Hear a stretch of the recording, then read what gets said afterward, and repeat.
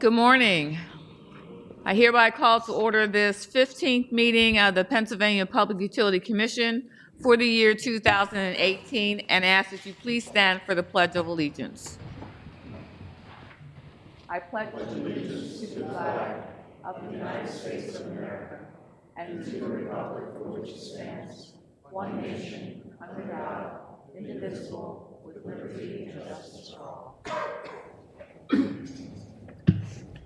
Thank you. Just a reminder to make sure that you look on the inside of the cover of the agenda for our safety instructions. So our first matter this morning is the approval of the minutes for September 20th, 2018, and I call upon Commissioner Kennard, who is the editor. Thank you, Madam Chairman. I have reviewed the minutes of the September 20, 2018 public meeting and recommend that they be approved as submitted. You have heard the motion of Commissioner Kennard for the approval of the minutes. Is there a second? Second by Commissioner Coleman. Any further discussion or edits? Hearing none. All those in favor say aye. Aye. Any opposed? The motion passes 5-0 to approve the minutes. And we'll move on to our agenda, and I asked our Secretary, Rosemary Chiavetta, to lead us through today's agenda. Good morning, Madam Chairman. Good morning, Commissioners. Good morning. Your bureaus and offices offer the following agenda for your consideration. Therefore, let us begin on page 1. It is recommended by Director Monahan and the Bureau of Audits that the Commission release the annual report of management audits and investigations for fiscal year 2017-2018. Is there a motion to adopt the staff recommendation? So moved. Is there a second? Second. Motion by Commissioner Kennard, second by Commissioner Sweet. Under discussion, let me just take this opportunity right out of the bat for the Bureau of Audits to thank the Director, Kelly Monahan, and her staff for all their hard work as we're releasing the 2017-2018 fiscal year summary. We know it's a great deal of information, and this Bureau serves as our front line in economic regulation, ensuring that our utilities, accounting, and operations are compliant with the Commission's directive. So I just want to take the opportunity to thank the Bureau of Audits for all their hard work on this. Any further discussion?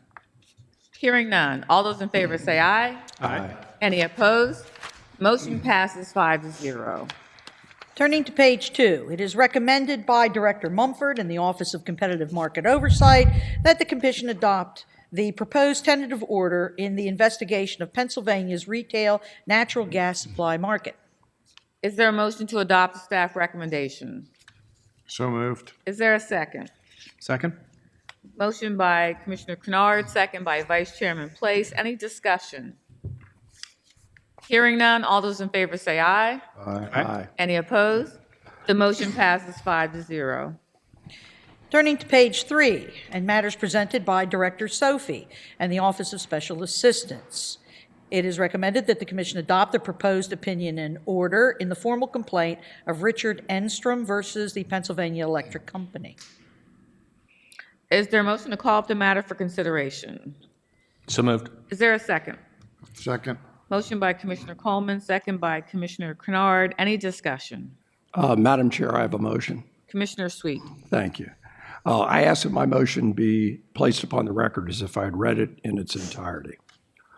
Before the Commission are the exceptions of Pennsylvania Electric Company, Penelec, to the initial decision of Administrative Law Judge Jeff Watson, ALJ, in the formal complaint case brought by Richard Enstrom's complaint against Penelec alleging high billing and the reply exceptions filed on behalf of Mr. Enstrom. The initial decision finds that Mr. Enstrom did not prove high billing, but assesses a civil penalty against Penelec for mishandling customer communications. Penelec accepts to the ALJ's reliance upon Mr. Enstrom's testimony in support of the civil penalty. In evaluating this case, it became clear that the ID compared the single months of the comparison years against individual months of other years. However, the record reveals that the actual readings of Mr. Enstrom's bills were not performed every month, and therefore some months reflected estimated usage, and the following months were the actual reading of 2 months minus the prior month's estimate. In short, no single month can be compared against the same month of another used to get a fair comparison. Where the actual readings occur every other month, the comparison must be of a similar 2-month period from each year. The case should be remanded for a correct analysis.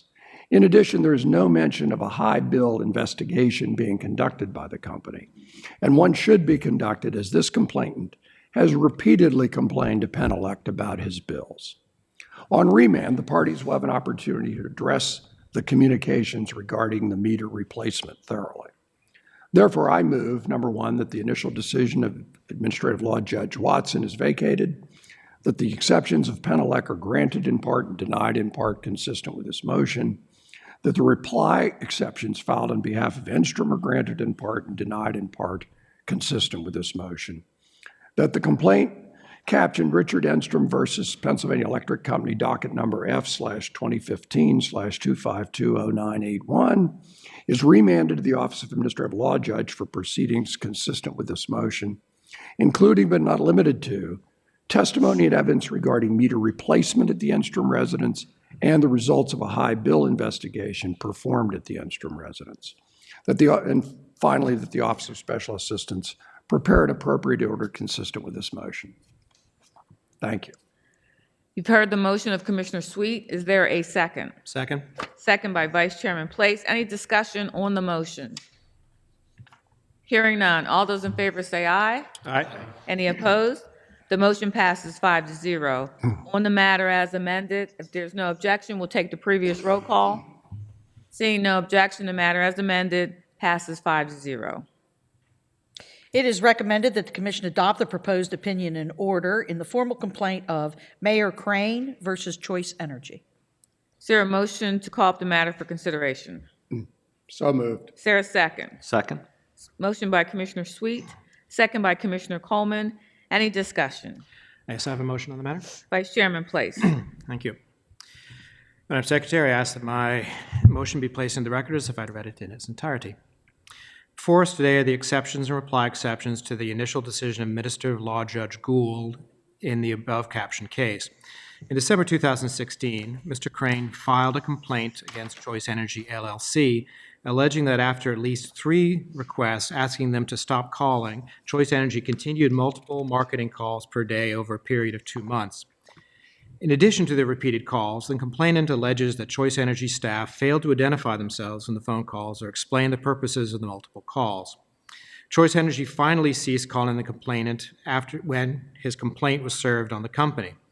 The ALJ determined that the company violated the Commission's regulations as well as the Federal Telemarketing and Consumer Fraud and Abuse Prevention Act and imposed a civil penalty of $1,000 on the company.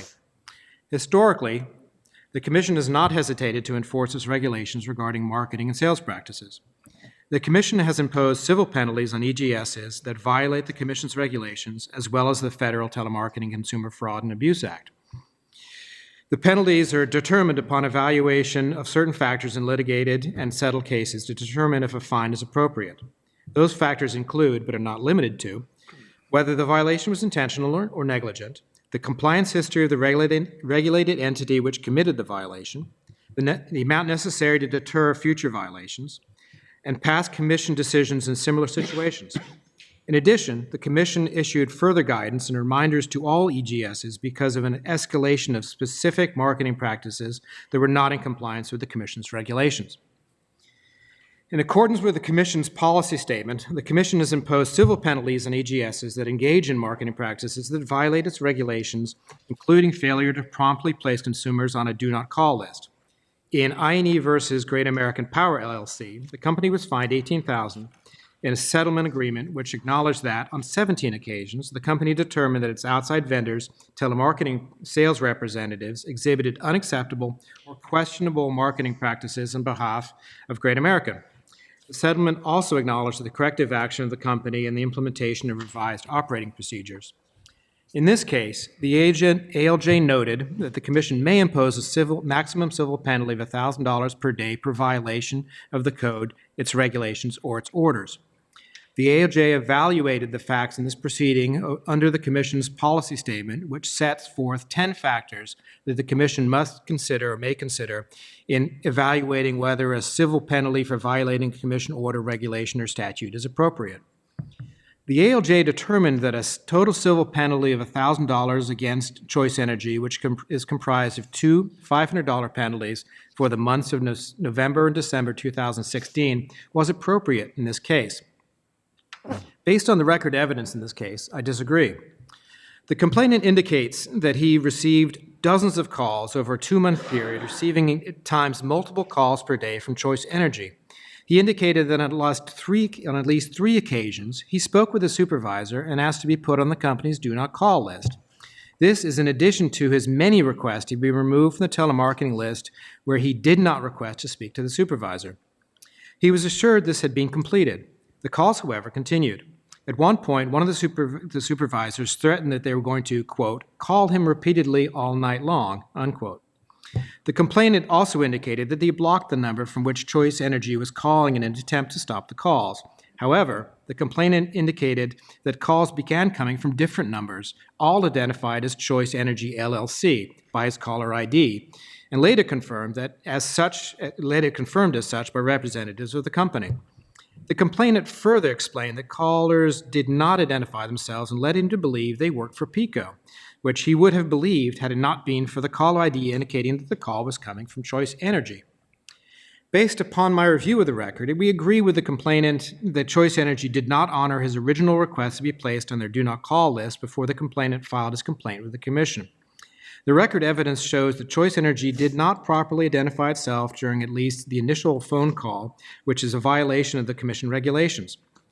In addition, the record evidence demonstrates that Choice Energy continued this violation by placing numerous calls to the complainant during the months of November and December 2016, in which they did not properly identify the company and its relationship to the electric distribution company, clearly in violation of the Commission's regulations. The record clearly demonstrates that Choice Energy engaged in abusive telemarketing and intentional misconduct by misrepresenting itself to the complainant on numerous occasions over a period of 2 months, which warrants a higher penalty in this case. A conservative reading of the record makes it clear that there were dozens of phone calls, each with multiple violations and clear abusive telemarketing behavior. Therefore, in order to deter future misconduct by this EGS, I move that the civil penalty in the proceeding be increased to the amount of $5,000. The civil penalty of $5,000 is warranted in this case and is in accordance with Section 3301 of Title 66 in the Commission's policy statement. Therefore, I move that 1. The exceptions of the complainant are granted consistent with this motion. 2. The reply exceptions of Choice Energy LLC are denied consistent with this motion. 3. The initial decision of Administrative Law Judge Marta Gould, issued on December 26, 2017, is modified consistent with this motion. 4. Choice Energy LLC is directed to remit a civil penalty of $5,000 consistent with this motion. And last 5, the Office of Special Assistance prepare an opinion and order consistent with this motion. Thank you. You have heard the motion of Vice Chairman Place. Is there a second? Second. Second by Commissioner Sweet. Any discussion on the motion? Hearing none. All those in favor say aye. Aye. Any opposed? The motion passes 5-0. If there's no objection, we will, as amended, we will take the previous roll call. Seeing no objection, the matter as amended passes 5-0. At the bottom of page 3, it is recommended that the Commission adopt the proposed opinion and order in the formal complaint of Arnie Finberg versus Aqua, Pennsylvania. Is there a motion to adopt the staff recommendations? So moved. Is there a second? Second. Motion by Vice Chairman Place, second by Commissioner Coleman. Any discussion? Hearing none. All those in favor say aye. Aye. Aye. Any opposed? The motion passes 5-0. Turning to page 4, it is recommended that the Commission adopt the proposed opinion and order in the joint petition of the First Energy Company's default service and procurement programs. Is there a motion to call up the matter for consideration? So moved. Is there a second? Second. Motion by Commissioner Kennard, second by Commissioner Coleman. Under discussion. Any discussion? I have a motion, Madam Chair. Commissioner Sweet. Thank you. Madam Secretary, I ask that my motion be placed into the record as if I'd read it in its entirety. Before the Commission for consideration are three petitions seeking reconsideration of our September 4th order regarding First Energy's petition for the approval of its default service programs for the period June 1, 2019 through May 31, 2023. In our September order, we approved a new shopping program for customers participating in First Energy's Customer Assistance Program, or CAP. The CAP shopping program allowed a CAP customer to only enter into a contract with an electric generation supplier, or EGS, for a rate that is at or below the utility's price to compare, the PTC, and does not contain early termination fees.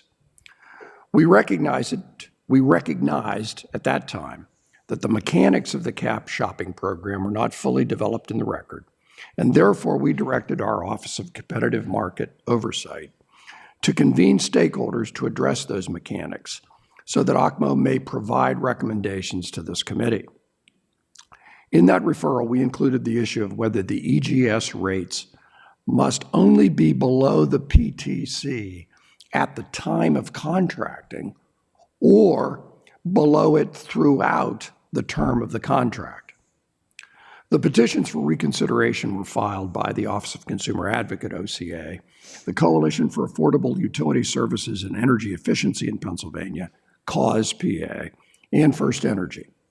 The OCA and CAUSE-PA petitions request reconsideration of our referral to OCMO on the issue described above. The OCA and CAUSE-PA argue that the Commission overlooked the administrative law judge's finding that the record evidence demonstrated that, quote, over a prolonged period of time, close quote, a majority of First Energy's CAP customers paid above the PTC, causing proven harm. Secondly, First Energy argues for reconsideration of our finding that insufficient record evidence exists to support a rate-ready percentage-off product, as First Energy argues such a product is the only mechanism supported by the record. On the first issue, I agree with OCA and CAUSE-PA that the Commission overlooked the ALJ's finding that the record evidence demonstrated that, quote, over a long period of time, close quote, a majority of First Energy's CAP customers paid above the PTC, causing harm. Therefore, the issue of whether the CAP product should be at or below the PTC at the time of enrollment versus all time periods throughout the contract should not be referred to OCMO. Instead, the record has shown that the product should be one that is at or below the PTC at all time periods of the contract between the EGS and the customer, and also it may not contain early termination fees. Regarding First Energy's petition, I do not believe the record supports a requirement that the CAP shopping product be a set, rate-ready product that reflects a specific percentage off the PTC. The record here has shown that any products above the PTC have proven harmful. However, an EGC may offer a rate at the PTC so long as it remains at the PTC throughout the contract duration. Similarly, another EGS may offer a discount off the PTC so long as that rate does not go above the PTC throughout the contract duration. I refer to OCMO for inclusion in its recommendations, the issue of whether the product should be rate-ready or bill-ready. OCMO is to proceed with convening a collaborative of all interested stakeholders to discuss and provide information on the matters that were specified in our September order, with the exception of a requirement that the EGS's price be at or below the PTC during all time periods of the contract. OCMO is to provide for the Commission's consideration of its recommendations on the matters discussed by January 31, 2019. Parenthetically, I would also like to make clear that the determination regarding First Energy's CAP shopping product is one made based on the specifics of this proceeding. The CAP shopping programs have heretofore been decided as part of utility-specific proceedings, like the default service plans, and have led to a mixture of programs across the state. I believe it is appropriate for this Commission to look at cap shopping in a broader context, to determine if there are areas of uniformity or consistency that could be reached to aid in the conduct of these proceedings in the future. Therefore, Madam Chair, I move that the petitions for reconsideration filed by the OCA and CAUSE-PA be granted, that the petitions for reconsideration filed by First Energy be denied, that the Office of Special Assistants prepare an opinion and order consistent with this motion. Thank you. You have heard the motion of Commissioner Sweet. Is there a second? Second. Second by Vice Chairman Place. Any discussion on the motion? Hearing none. All those in favor say aye. Aye. Any opposed? The motion passes 5-0. The matter as amended, if there's no objection, we take the previous phone call. Roll call. Seeing no objection, the matter as amended passes 5-0. At the bottom of page 4, it is recommended that the Commission adopt the proposed opinion and order in the complaint by the Bureau of Investigation and Enforcement versus City Car Services. Is there a motion to adopt the staff recommendation? So moved. Is there a second? Second. Motion by Commissioner Kennard, second by Commissioner Sweet. Any discussion? Hearing none. All those in favor say aye. Aye. Any opposed? The motion passes 5-0. Turning to page 5 and matters presented by Director Diskin and the Bureau of Technical Utility Services, it is recommended in an omnibus motion that the Commission adopt all of the items on page 5, beginning with the application of net speed, all of the items on page 6, and all of the items on page 7, ending with the security certificate of the Metropolitan Edison Company. Is there a motion to adopt staff recommendations? So moved. Or second. Motion by Commissioner Kennard, second by Commissioner Sweet. Any discussion? Hearing none. All those in favor say aye. Aye. Any opposed? The motion passes 5-0. Turning to page 8, it is recommended that the Commission make the quarterly earnings report public. Is there a motion to adopt the staff recommendation? So moved. Second. Motion by Commissioner Coleman, second by Commissioner Sweet. Any discussion? Go ahead. I have a statement on the matter. Vice Chairman Place. Thank you. Madam Secretary, I ask that my statement be placed in the record as if I'd read it in its entirety. Before us is the report by the Bureau of Technical Utility Services to the Commission regarding quarterly earnings of Pennsylvania utilities for the quarter ended June 30, 2018, which maintains the proxy ROE for electric utilities at 9.65%, increases the proxy ROE for natural gas utilities from 9.95% to 10.05%, and maintains the proxy ROE for water utilities at 9.85%. For electric utilities, as documented in the report, the discounted cash flow analysis indicates an ROE of 9.07%, with a one standard deviation of 8.79% to 9.35%, down 14 basis points from the previous quarter, while the capital asset pricing model analysis produces a 9.01% ROE, down 44 basis points from the previous quarter. As a reference point, last quarter, the proxy ROE moved up from 9.55% to 9.65%, when the DCF ROE moved up from 9.05% to 9.21%. Thus, when fundamental DCF analysis points towards higher ROEs, previous actions of this Commission have been to increase the proxy ROEs. Conversely, however, when fundamental analysis points toward lower ROEs, as is before us today, the Commission is maintaining the proxy ROEs in a regulatory environment that is relatively de-risked by multiple cost pass-through riders and distribution system improvement charges that reduce rate case regulatory lag. Additionally, most of our Pennsylvania electric distribution companies have below industry average financial risk, with equity ratios of 54.03% versus 2018 rate case industry averages of 46.49%. Average general rate case ROEs were 9.58% across the country for the first half of 2018, down from 9.72% for all of 2017.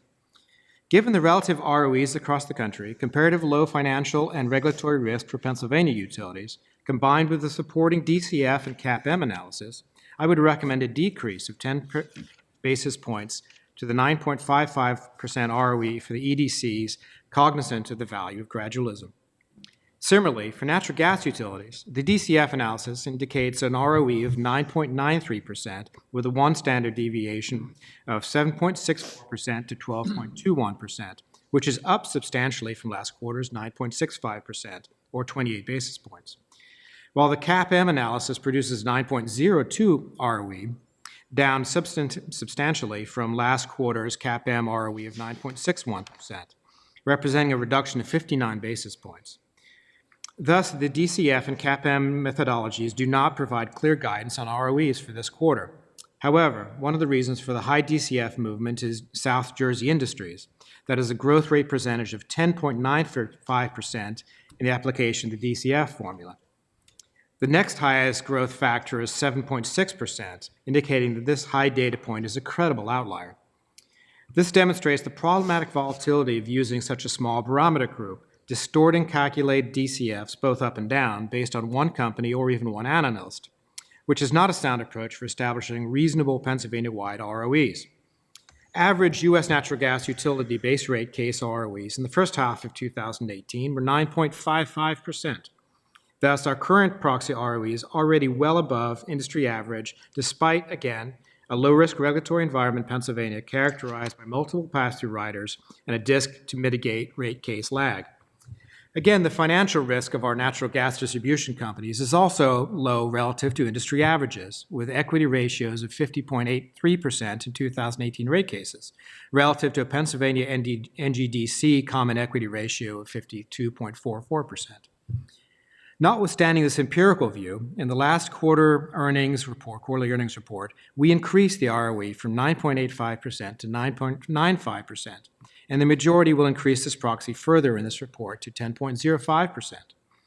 Given the relative ROEs across the country, comparatively low financial and regulatory risk for Pennsylvania's NDCs, as I noted, combined with supporting DCF and CAPM analyses, I would recommend decrease of 10 basis points from 9.9 back to 9.85% for the proxy NGDC ROE, again cognizant of the value of gradualism. For water utility companies, the base DCF calculation is at 9.58% with a CAPM result at 9.48%. The existing ROE of 9.85% is already 27 basis points higher than the base DCF calculation. The proposal to maintain the 9.85% figure will maintain this interval of 27 basis points without any quantitative or risk-related justification. Are water utilities riskier than EDCs and NGDCs given DISC and Section 1329 acquisition parameters, as well as prospective legislation for the rainmaking treatment of the replacement of customer-owned lead service lines and wastewater laterals? I do not believe this is the case, and consequently believe that a 10 basis point reduction in the water utility DISC ROE is empirically sound.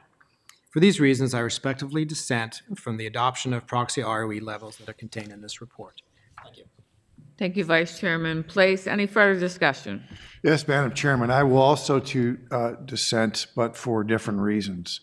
And every 3 months, this audience listens to us discuss these items of setting the rate of return for DISC purposes. And it is important, and we have these discussions for 2 reasons. First, it sets the rate of return to be used on DISC-eligible property. And secondly, it sets the cap above which a company earning is not permitted to recover DISC. DISC is an important legislative instrument that is designed to encourage the deployment of capital. So it's more than just a mathematical exercise. In my opinion, we should be providing a premium above the rate of return of 50 to 100 basis points to encourage deployment of capital, to encourage the installation of facilities that benefit the customers, as is the intention, I believe, of the legislature.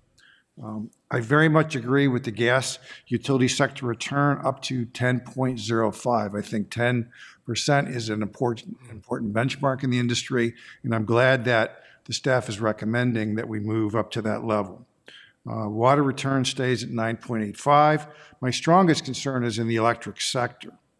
The report continues 9.65% unchanged, and it has been at that level for a considerable period of time. We also have before us the record developed in the recently polled UGI Electric case where we established a rate of return of 9.8 for that company before any management premium was added. And I think we have a disconnect here, and we should also consider not just the current staff calculation, but look at it on a broader view of what we just decided in a contested rate case where we considered the opinions of 3 different parties and multiple rate of return experts in a litigated context. So I'm going to respectfully dissent. It's really kind of a partial dissent because I think some of the movement is good, but I would like to see the electrics move up. And therefore, I ask that my statement be entered into the record as if fully read. Thank you, Madam Chairman. Thank you, Commissioner Kennard. Any further discussion? Hearing none. All those in favor say aye. Aye. Aye. Any opposed? Opposed? The motion passes 3-0, noting the dissent of Vice Chairman Place and Commissioner Kennard. 3-2. 3-2. Sorry about that. Turning to page 9 and matters presented by Chief Counsel Panque and the Law Bureau. It is recommended in an omnibus motion that the Commission adopt all of the items on page 9, beginning with the petition for reconsideration by broker online exchange and ending with the order regarding the Tax Cuts and Jobs Act of 2017. Is there a motion to adopt staff recommendations? So moved. Is there a second? Second. Motion by Commissioner Coleman, second by Commissioner Kennard. Any discussion? Hearing none. All those in favor say aye. Aye. Any opposed? The motion passes 5-0. Turning to page 10, it is recommended that the Commission adopt the proposed order in the rulemaking regarding the Consumer Advisory Council. Is there a motion to adopt staff recommendation? So moved. Is there a second? Second. Motion by Commissioner Kennard, second by Commissioner Sweet. Any discussion? Does I have a statement on the matter? Vice Chairman Place. Thank you. Madam Secretary, I ask that my statement be placed in the record as if I read it in its entirety. Before us today for disposition is an advance notice of proposed rulemaking regarding the Commission's regulations governing the Consumer Advisory Council. The Commission is exploring whether any changes, including potentially rescinding the regulations, are warranted to improve the efficiency and role of this advisory body. I believe the Council and its members provide value to the Commission and the consumers they represent, both of which are not served if this group and its accompanying authority are stricken from the regulations. While I agree that regulations should be periodically reviewed to determine their effectiveness, this review of Chapter 91 considers an outcome of rescinding the Commission's regulations, including the Council's governance and operations, in total, and replacing it by a mechanism other than a formal regulation. Additionally, preserving the Council's ability to file comments and proceedings before the Commission and interacting with the media and the public would appear to be of clear public interest. While I encourage comments on these topics, with this understanding, I cannot support the Chapter 91 review. There are several areas in which the Commission is seeking feedback through the advance notice of proposed rulemaking. I believe that it would be instructive to receive comments regarding similar consumer advisory councils for other state and/or federal regulatory agencies, including the number of their respective members, the scope of their function, and their interactions with their respective enabling regulatory agencies or other governmental bodies. I am also particularly interested in receiving and reviewing comments that address the additional issues articulated in this advance notice of proposed rulemaking, such as the potential role that the Council can provide to the Commission. I specifically encourage the Consumer Advisory Council, its individual members, and the specific organizations that these members may represent to submit comments to this docket. There may indeed be ways in which the Council can increase its effectiveness, and I'm interested in evaluating those ideas and proposals which are not hinged upon the rescission of the CAC's regulatory language. However, because the potential rescission of this important council is also part of this proposal, I'm dissenting, as noted, on the issuance of the advance notice of proposed rulemaking. Thank you. Thank you, Vice Chairman Place. Any further discussion? Madam Chair, Commissioner Sweet. just a sort of brief off-the-cuff reaction to the statement of the Vice Chair. First of all, let me say it would be premature to discuss the council, its performance, its work, its record, or its future. The purpose of this process is to get broad comment and do some creative thinking on all of those subjects. I can assure not only the vice chairman, as I have personally, but anyone who's interested in this subject, that there's no predetermined outcome of this particular inquiry. The reason I comment, though, is I think my fingerprints are on the procedural route that has been chosen here to conduct this review. In my experience, the regulatory process in Pennsylvania state government can be unwieldy, time-consuming, occasionally partisan, and stifles the ability of an agency like the PUC to, in certain areas, in certain matters, thoroughly and quickly review something and make necessary changes. So the procedural technique that's being used here is one really to promote flexibility, to enhance innovation, and to attempt to make this particular council all that it can be.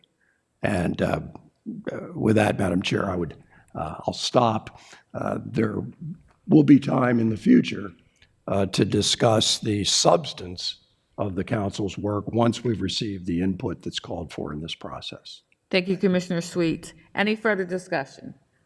Madam Chairman, I'd like to associate myself with Commissioner Sweet's comments. That's my understanding of this procedure as well, that it's really premature to be assessing the performance and the various aspects of the CAC, and that's really the purpose of this procedure, is to gain input from all of the stakeholders involved here.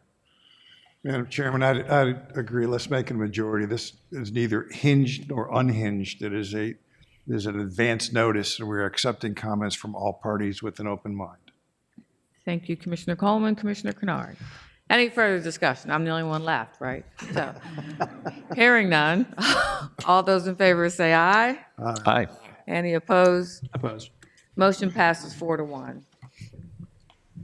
Turning to page 11, and matters presented by Chief ALJ Rainey and the Office of Administrative Law Judge, it is recommended in an omnibus motion that the Commission adopt the 3 recommended decisions of Judges Haas and Calvelli in the 1307F rate investigations of UGI Central Penn Gas, UGI Penn Natural Gas, and UGI Utilities Gas Division. Is there a motion to adopt staff recommendations? So moved. Is there a second? Second. Motion by Commissioner Kennard, second by Commissioner Coleman. Any discussion? I have a combined statement on the matter, if I may. Vice Chairman Place. Thank you very much. Madam Secretary, I ask that my statement be placed into the records if I had read it in its entirety. Before us for consideration of the annual purchase gas cost tariffs of UGI Central Penn Gas Incorporated, UGI Penn Natural Gas Incorporated, and UGI Utilities Incorporated Gas Division, as amended by the stipulation and settlement of Section 1307F rate investigation filed August 10, 2018. The settlement provisions in these cases were submitted to Administrative Law Judges Stephen K. Haas, as noted, and Andrew M. Covelli for review and approval. The ALJs have recommended approval of the annual purchase gas cost tariff filing as amended in the settlement. I concur. While I approve the settlements in the above section, above caption cases, I wish again to draw attention to several issues which I request that the parties more thoroughly addressed in the future. First, 2 of these proceedings demonstrate rather high over and under collections, which resulted in E-factors which were approximately 5.0% and 7.4% of the calculated C-factors, respectively for UGI and CPG. Given the elimination of migration riders, it is critical that the UGI companies continue to strive to reduce these E-factors so that proper cost allocation is achieved and retail choice decisions reflect accurate market prices. In particular, I am interested in what role the November peaking contract payment provisions and the truncated remaining life provisions of the settlement can do to improve these revenue and expense imbalances. Secondly, I remain concerned about the amount of firm capacity being purchased, how supply is covered, and what methods are used to distribute gas to the company's new and expanding load. More specifically, for PNG, the design requirement for service to PGC and choice customers represent a reserve of 19% relative to historic peak day usage, including PNG's proposed reserve margin. For UGI, the calculated peak day capacity reserve based on actual historic day peak usage is 33% and 38% for PGC and choice customers, respectively. I request that the parties examine these high actual reserve margins and provide a comprehensive explanation for the peak day requirements and the corresponding costs associated with these procurements. As noted above, I've expressed concern about the method of procurement for these consistently increasing peak supply requirements. The companies have made some adjustments to procurement of peak capacity, such as increasing the number of suppliers that receive requests for proposals by including, on a going-forward basis, those entities with which the companies negotiate a North American Energy Standards Board agreement, lengthening the term of the RFPs as a traditional 1 to 5 year service agreements with the companies have been entering into where perhaps insufficient length to interest certain suppliers. Lastly, the companies have considered alternate start dates. I'll start that again, just for the interest of clarity. Lastly, the companies have considered alternate start dates to provide suppliers with a better opportunity to forecast demand and develop their portfolios. I am also encouraged that the companies are considering additional changes to incent more product bid participation as approved in the settlement. These additional steps include pursuit of additional pipeline capacity on Texas Eastern and more advanced notice of firm capacity requirements. UGI will notify potential bidders and the interstate pipelines that interconnect with the company's distribution system of its projected additional capacity resource requirements for the following winter and subsequent 4 years. Provide an estimate of when RFPs for the additional capacity resources are expected to be issued, and identify the anticipated RFP award dates. In April of each year, the companies will then formally issue its RFP for the additional capacity requirements for the following winter and notify potential bidders of any changes to its projected additional capacity requirements for the next 4 years and the related RFP issuance and due dates for which notice was provided the previous January. However, I remain concerned that the analysis of the acquisition of upstream capacity on UGI versus the acquisition of delivered firm peaking contract supplies, predominantly through its affiliate, falls short of the mark. Specifically, the failure of the companies to recognize future capacity release revenues or off-system sales margins related to the acquisition of firm capacity assets does not appear to be a reasonable approach. While it may be true, as noted by the company's witness, that such revenues can be variable, that does not mean such revenues should be ignored. I thank the Office of Consumer Advocate for highlighting this issue. Lastly, the UGI companies have, at times, utilized temporary liquefied natural gas supplies to support their distribution systems. Historically, PNG has used LNG to maintain service to certain customers taking service from low-pressure mains during severe winter conditions that cause high demand and pressure reductions to those systems. It appears that LNG is being used to support the distribution system, not to supply the distribution system. In short, LNG is becoming synonymous with distribution pipe. This situation poses the question of whether such costs should be allocated as distribution costs recoverable in distribution rates, or whether these costs should be allocated as supply costs recoverable in PGC rates. While the settlement for UGI permits the collection of some of these LNG costs related to system support for the Carlisle area from BGC customers, I remain concerned if such cost allocations become mainstream. At this time, it does not appear that the companies will be relying on mobile LNG facilities to hold up system deliveries for the projected 12-month PGC period. Thank you. Thank you, Vice Chairman Place. Any further discussion? Hearing none. All those in favor say aye. Aye. Any opposed? The motion passes 5-0. Turning to page 12. It is recommended that the Commission adopt ALJ Heap's recommended decision in the application of Pennsylvania American Water Company wastewater acquisition. Is there a motion to adopt staff recommendation? So moved. Is there a second? Second.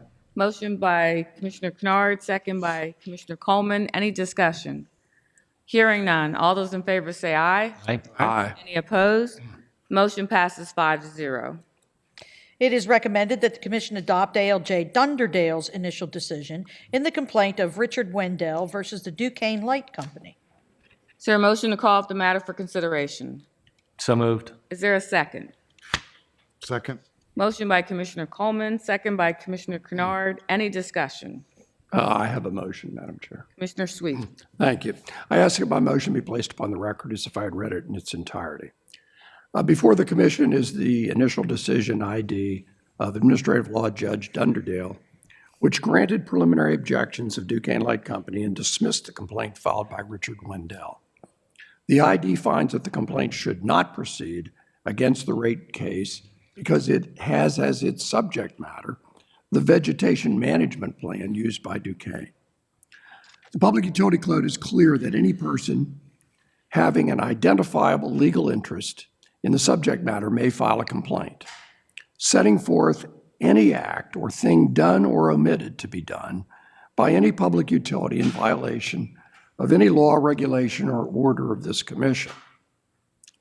Complaints are not limited to rate cases, and if Mr. Wendell asserts appropriate standing to bring a complaint, then he may do so.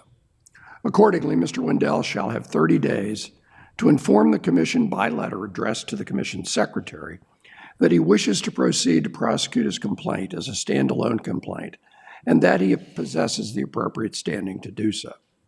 Therefore, I move that, number one, the initial decision of the Administrative Law Judge issued in the case captioned Richard Wendell versus Duquesne Light Company, at docket number C 2018-3002839 is suspended.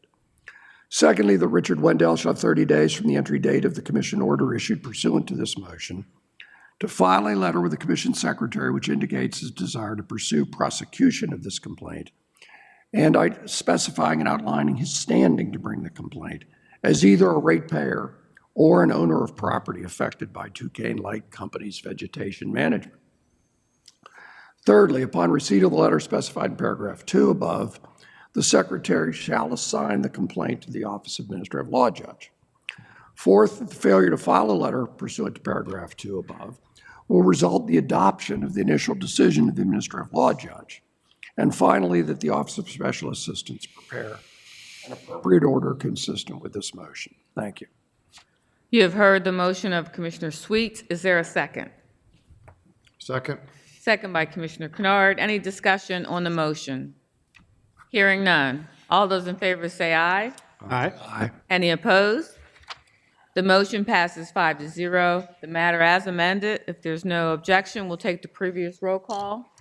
Seeing no objection, the matter as amended passes 5-0. Madam Chairman, that completes the regular agenda. Turning to the carry-in agenda on page 1, it is recommended by the Office of Special Assistants that consistent with 4 PA Code Section 1.43C, the notational vote of the Commission regarding the application of the York Water Company be recorded and entered in the minutes of this public meeting. Is there a motion to adopt the staff recommendation? So moved. Is there a second? Second. Motion by Vice Chairman Place, second by Commissioner Kennard. Any discussion? Hearing none. All those in favor say aye. Aye. Any opposed? Motion passes 5-0. Madam Chairman and Commissioners, that concludes all of the agenda items presented for your consideration today. Thank you very much. There's no business to come before us. Without objection, seeing no objection, the meeting is adjourned.